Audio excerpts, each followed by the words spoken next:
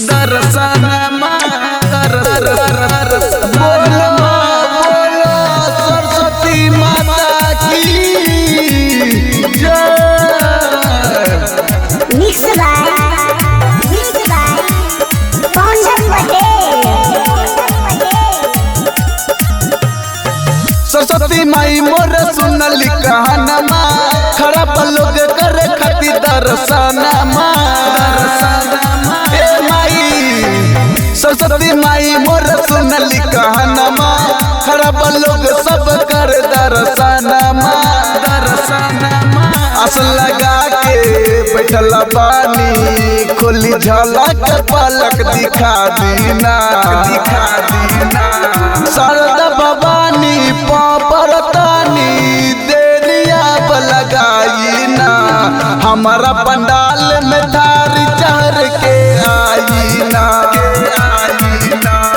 शारदा भवानी पापरतानी देरिया लगाई ना हमारा पंडाल में धार चढ़ के आई ना।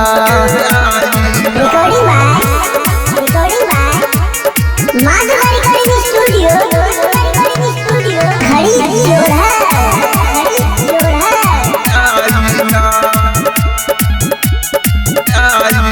फसल बाटे नैया है मैया हमरो बीच धार हो बिना बजा के मन के लुभा के दे तू जिंदगी सुधार हो हे मैया सुधार हो।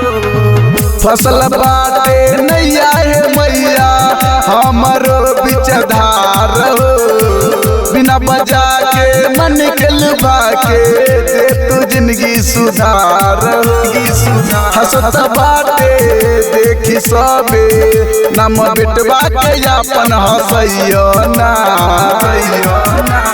शारदा भवानी पापरतानी देरिया लगाई ना हमारा पंडाल में थार चढ़ के आई ना। शारदा भवानी पापरतानी देरिया लगाई ना हमारा पंडाल में थार चढ़ के आई ना। थार चढ़ के आई ना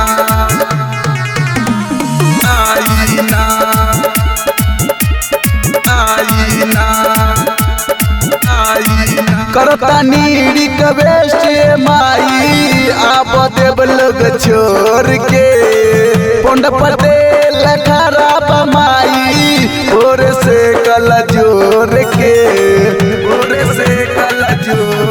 माई करतानी रिक्वेस्ट माई आप देव लोग छोड़ के पंड पटेल खराब माई भोर से कल जोर के छोटू प्रीतम कहला सौरभ आज आपन तू शक्ति दिखावना। शारदा भवानी पापरतानी देरिया लगाई ना हमारा पंडाल में थार चढ़ के आई ना। शारदा भवानी पापरतानी देरिया लगाई ना हमारा पंडाल में थार चढ़ के आई ना। आवा मैया।